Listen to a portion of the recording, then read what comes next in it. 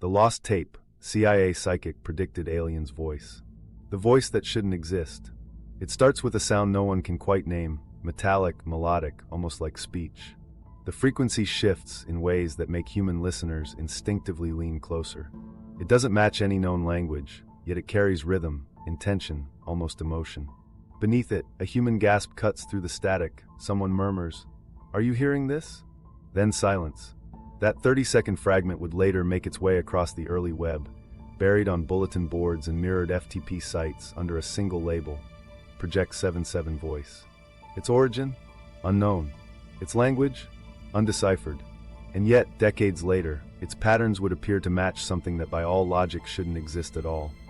A line from a classified CIA transcript, written years before the recording ever surfaced. The story of that connection begins with a leak nobody cared about in 1997.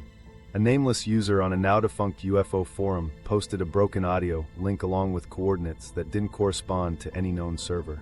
Within hours, people trying to download it reported corrupted files.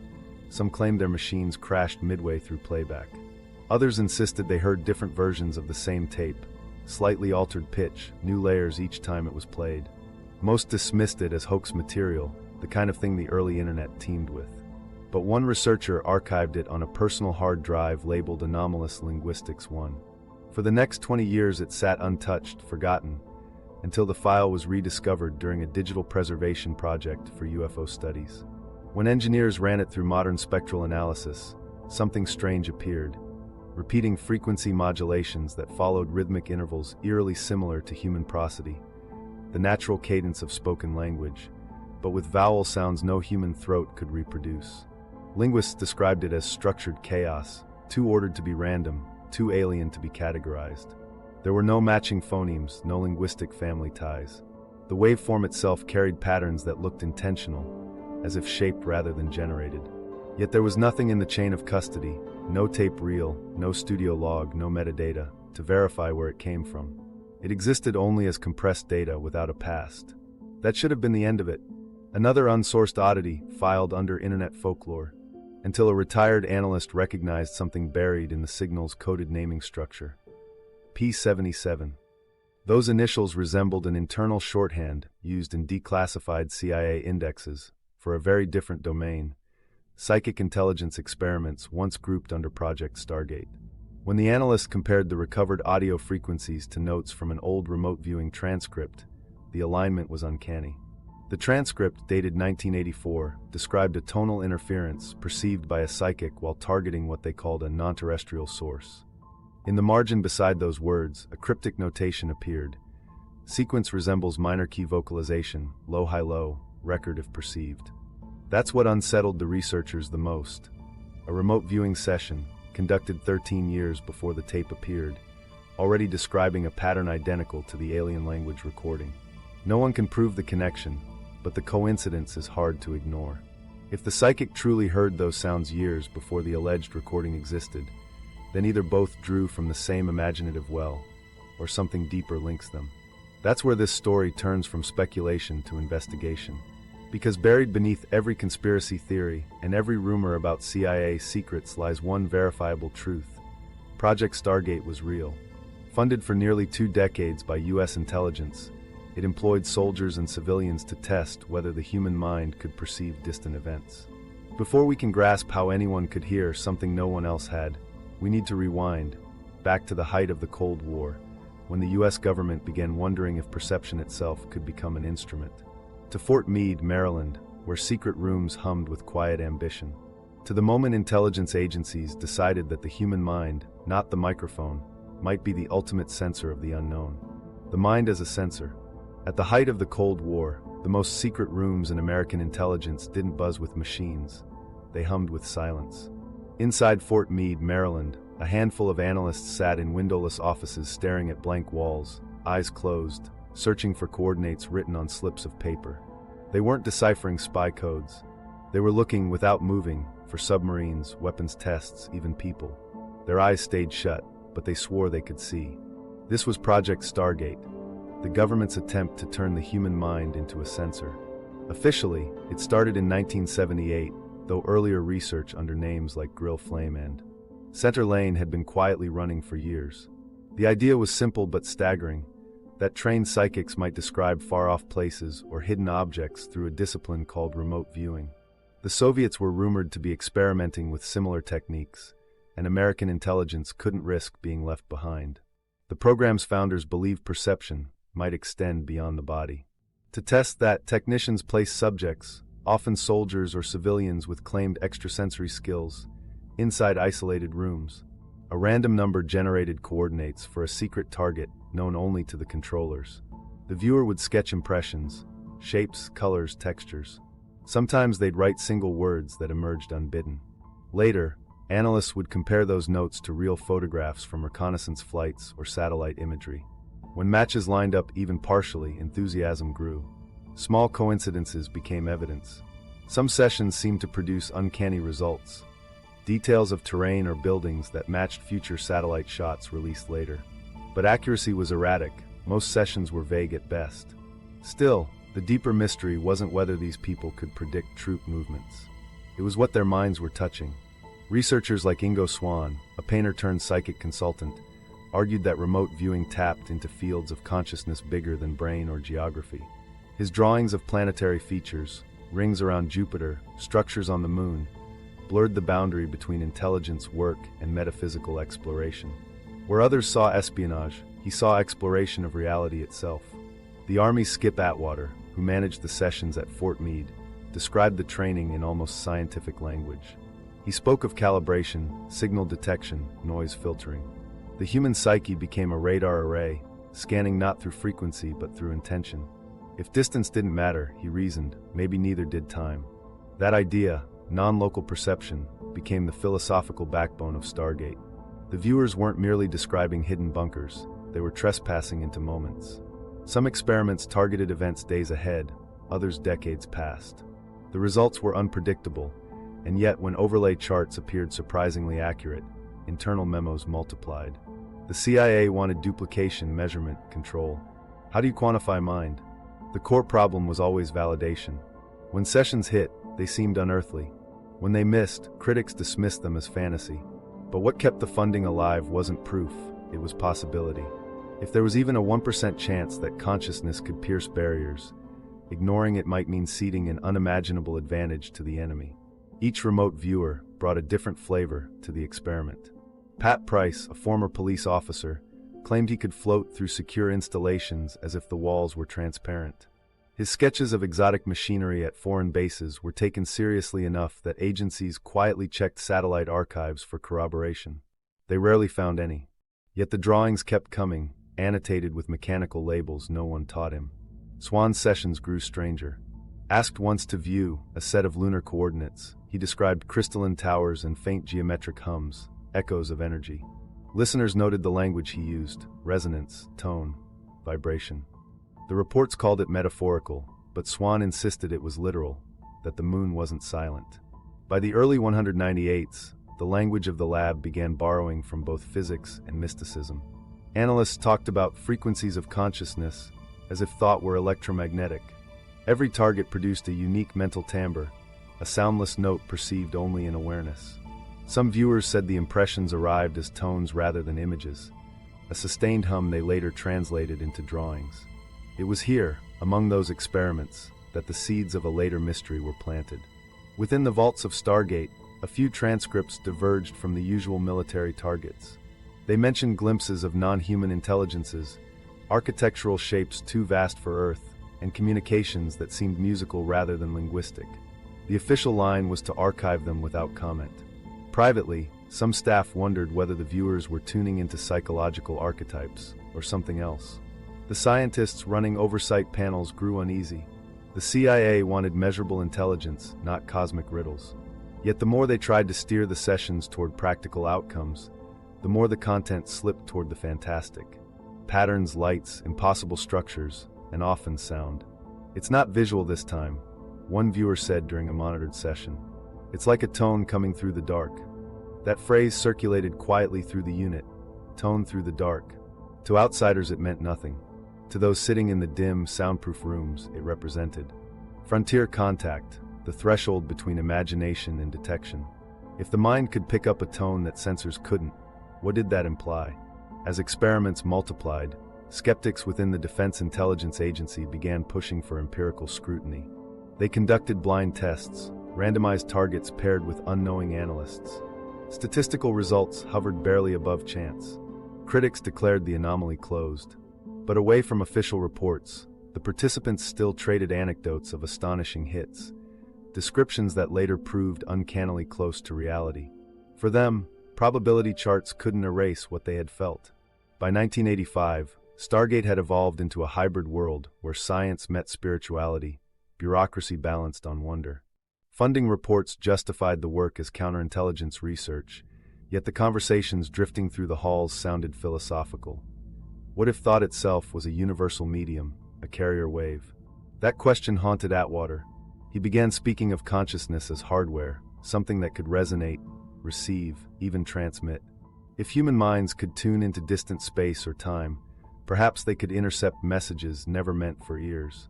During one internal briefing, he remarked, "We might hear them before we see them." Most present considered it poetic. One stenographer wrote it down word for word. Years later, when fragments of a mysterious audio file surfaced online, the so-called alien voice, researchers would rediscover that note in the archives and wonder if Atwater's remark was more than metaphor. But for the people inside Fort Meade, it was just another day of exploration behind classification codes.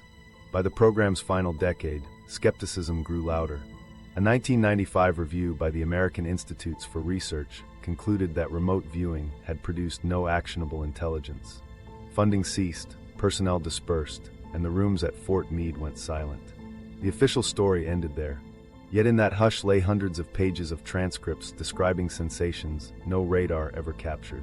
Those documents, half forgotten, half myth, would later collide with something that seemed to echo from outside history. A voice recorded years after the program died, but repeating the tone one psychic once described as "not from here." Before we reach that connection, we need to step into the next phase of Stargate, when curiosity turned into obsession, and the sessions entered forbidden territory. The Forbidden Sessions. By the mid-198s, the walls of Fort Meade had absorbed more secrets than any archive could hold. Most remote viewing experiments followed routine: geographic targets, military installations, mundane coordinates. But a few sessions broke pattern. They took aim at locations no map contained. The technicians called them unstructured targets. The viewers called them something else entirely: frontiers. Ingo Swan's notes from these sessions read less like intelligence briefs and more like witness testimonies from another world. In one, he described approaching the moon and sensing man-made activity there, structures glinting beneath the dust, towers of translucent stone rising from shadowed craters. He wrote of geometric pulses echoing through the regolith, sound without air. To analysts accustomed to troop counts and weapon inventories, it sounded like poetry. Yet Swan insisted he wasn't imagining, he was perceiving. Pat Price, once a police detective, claimed an even stranger sight. Tasked with viewing a sealed coordinate, he reported descending into what looked like an underground facility where individuals, not all human, cooperated on mechanical projects.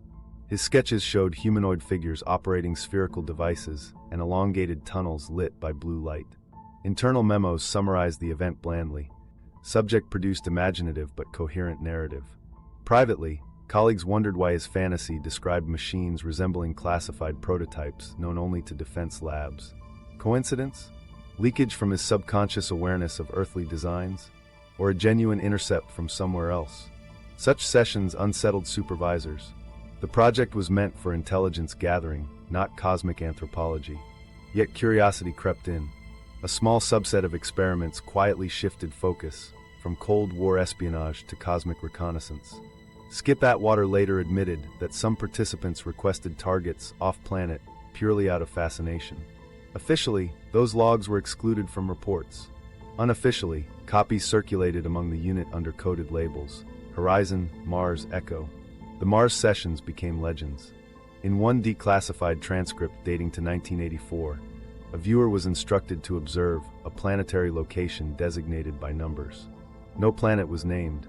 Minutes into the session, the viewer spoke of an ancient place, pyramid shapes, beings tall, thin, dying. Analysts noted the vivid architectural detail and emotional tone: grief, abandonment, silence. When, later questioned, the viewer claimed they had contacted a species awaiting resurrection through others' help. The phrasing, others' help, appeared again in marginalia from separate sessions months later, suggesting a shared internal mythology spreading among the group. Scientifically, the data meant little. Emotionally, it changed everything. For some, remote viewing no longer mapped spaces, it mapped possibility. If consciousness could reach other planets, maybe minds weren't bound by biology at all. That realization blurred the boundary between research and revelation. Outside critics grew suspicious that Stargate had veered spiritual. Funding memos emphasized practical goals, but inside Fort Meade, the language of the lab turned mystical. Terms like frequency alignment and vibrational intelligence entered reports. Operators began logging auditory phenomena, tones, chords, rhythmic pulses, occurring spontaneously during sessions. One participant described hearing a modulation, like voices just beyond recognition. At first, these remarks were filed as sensory artifacts, the brain's way of filling blanks. Yet one analyst annotated a report with 3 stark words: possible communication attempt. That inference opened a door no policymaker wanted open. If voices were involved, whose were they? The line between remote viewing and mediumship had always been thin. Now it vanished completely. Internal correspondence warned staff to avoid interpretative contamination. But containment was impossible. Viewers began privately comparing experiences, finding shared motifs: light from the west, rhythmic hums, pulsing intervals measured in 3s. Atwater tried to maintain discipline. He reminded teams that the mission was intelligence validation, not cosmic dialogue. Still, he quietly recorded the anomalies. Years later, he'd say those were the sessions he remembered most, because they carried a sense of being observed in return. In a 1985 spiral notebook later declassified, an entry marked Session 77 stands out. The viewer described an encounter not with imagery but with pure sound, a layered resonance, darker than music, moving like speech. Analysts highlighted an unusual phrase: interference frequency not of Earth. That notation would become infamous decades later when internet researchers matched it to the mysterious 1997 audio leak. But in its own time, it barely registered, filed beside doodled waveforms and the comment probable metaphor. The danger wasn't the data, it was belief. Once viewers started interpreting sensory impressions as messages, objectivity dissolved. Rumors spread through the unit that some had contacted intelligences. Supervisors met behind closed doors, debating whether psychic feedback loops might be creating shared hallucinations. One psychologist proposed mass suggestion. Another argued for electromagnetic entrainment, radio waves affecting neural rhythms. No one had evidence, yet the reports persisted, tones, words half heard in the static of consciousness. By 1986, an internal directive limited future targets to verifiable earthly sites. It came too late. The fascination had taken root. Off-record sessions continued between friends after hours, often at home. Participants swapped cassette copies of their spoken impressions, experimenting with playback speeds, claiming to detect harmonics invisible to recording meters. Most sounded like faint hums. A few contained structures eerily similar to vowel formants, utterances without meaning, but patterned enough to suggest intention. To shield the program from ridicule, officials scrubbed references to non-human entities from summaries sent to higher command. Those lines were redacted, replaced with phrases like symbolic imagery or psychological overlay. Entire folders vanished into sealed archives. When declassification finally began in the 199s, much of that content remained missing, classified indefinitely under categories unrelated to psychic research, possibly to distance the agency from any mention of extraterrestrial themes. Within the surviving material, one consistent thread remains: a recurring idea that communication could come through vibration rather than vision. The viewer's notes use words like choral pattern, singing sequence, and cyclic modulation. They seem to believe the universe hummed with intelligible structure, and that tuning consciousness correctly could translate it into sound. To a physicist, that was nonsense. To them, it was discovery. Those experiments became lore, the forbidden sessions. They represented both the height of ambition and the edge of credibility.